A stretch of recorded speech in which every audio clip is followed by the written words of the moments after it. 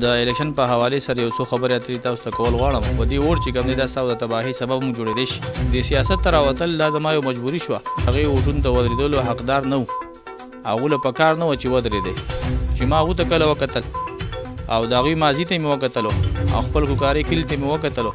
نو کوکارۍ ځکه زه سیاست ته راوتلم چې د خپل د کوکارۍ د عوامو د خواصو د نارینه او زنانو د هغې حقونه تپوس وکړم. هغه کسان اکثر په سیاست کې دې دپاره راوتلي چې دا خپل میراث ګڼي. وا مولانا وا وا مولانا وا وا مولانا وا وا مولانا وا مولانا مولانا مولانا مولانا امامت بولے مولانا وا سیاست بولے مولانا وا شجاعت بولے مولانا وا قیادت بولے مولانا وا وا مولانا وا مولانا وا مولانا. اعوذ باللہ من الشیطان الرجیم. بسم اللہ الرحمن الرحیم. وتعز من تشاء وتذل من تشاء. صدق اللہ العظیم. محترم عزتمندو، مشرانو کوشرانو، د حیا په پرده کې نازمو خویندو میندو، نن د الیکشن په حواله سره یو څو خبرې اترې تاسو ته کول غواړم. د الیکشن هلې ځلې روانې دي او هر څوک دا کوشش کوي چې موږ خپل کمپین وچلو، خپل طریقې کار وچلو.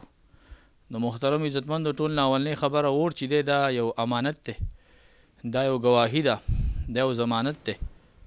په دې ووټ باندې تاسو چې چاله ورکوئ په هغې باندې نیکي هم ګټلی شئ او په دې ووټ چې کوم دی دا ستاسو د تباهۍ سبب مو جوړېدی شي. نو ستاسو په خدمت کې زما دا عرض دی چې موږ جنرال کونسلر یو سی کوکاري وي سی کوکاري 2 چې دی هغې ته ولاړ یو او کتاب زموږ نښه ده. نو زموږ خویندې میاندې، زموږ مشران چې دي، هغو ته دا درخواست دی چې تاسو په 31 مارچ باندې خپل ووټ چې دی د کتاب په باره کې، کتاب په حق کې استعمال کوئ. نو ستاسو دپاره به فایده او د سیاست ته راوتل دا زما یو مجبوري شوه. داسې کسان ما په دې علاقه کې ولیدل چې هغې ووټونو ته ودرېدلو حقدار نه و. هغو له په کار نه وه چې ودرېدی، خو چې ما هغو ته کله وکتل او د هغوی ماضي ته مې وکتلو او خپل کوکارۍ کلي ته مې وکتلو. نو کوکارۍ کلي داسې په خانانو کې او په مالدارانو کې او په مشرانو کې یتیمه ده، د دې څوک تپوس کول وال نشته دی. نو ځکه زه سیاست ته راوتلم چې زه د خپل د کوکارۍ د عوامو د خواصو د نارینه او زنانو د هغې حقونه تپوس وکړم او هغې ته چې کوم دی د هغې حقونه ادا کړم. بل بعضې کسان اکثر په سیاست کې دې دپاره راوتلي چې دا خپل میراث ګڼي او وایي چې دا زموږ میراثي مال دی او موږ ته به دا پاتې کېږي. نو سیاست د چا میراث نه دی، دا جمهوري حکومت دی. په دې کې به هر څوک ته، هر چا ته دا حق حاصل دی چې هغه خپل ووټ چې دی هغه استعمال کړي او میراث چې کوم دی دا نه دی، موروثیت چې کوم دی د هغې د خاتمې دپاره زه راوتلی یم. دویم چې دی نو خانینیزم چې کوم دی هغه هم په دې کې شته دی. نو د خانینیزم دپاره هغې هم زه راوتلی یم چې هغه موږ ختم کړو دلته کې. او دلته کې که هغه خاني، که ملکي، که غریبي، که ګدایي، که بادشاهي، هغې ته یو شانې حقونه چې دي هغه ته میلو شي. نو زه خپل کم خدمات چې دي هغه ستاسو دپاره درکول ته تیار یم. خو تاسو به دغه یو خدمت کوئ چې کله 31 مارچ تاسو خپل ووټ پول کوئ، نو خپل ووټ چې دی به د کتاب په حق کې استعمال کوئ. زمونږ میر سیټ ته مولانا حجت الله صاحب ولاړ دی، تاسو به د میر ووټ چې دی هغه له به ورکوئ او د جنرال کونسلر وي سی کوکاري 2 چې دی هغې ته زه ولاړ یم.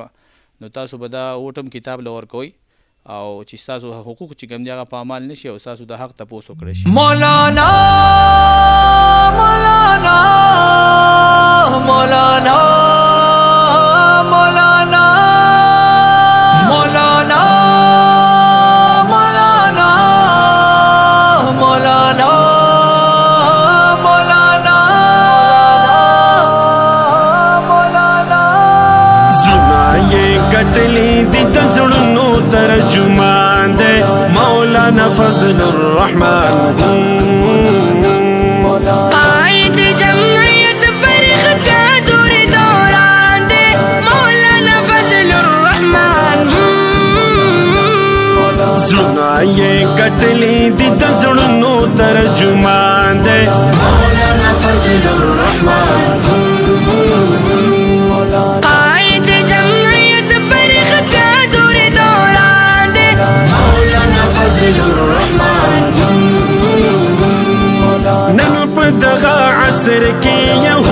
تا عمر دے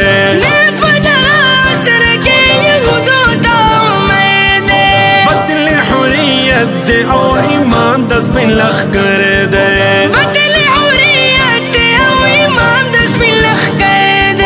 دبان دے ودان دا استقلال عظیم منبر دے دے مفتی محمود لختی جگر زمون پہچان دے مولانا فضل الرحمن زنا یہ کٹلی دی تزڑنو ترجمان دے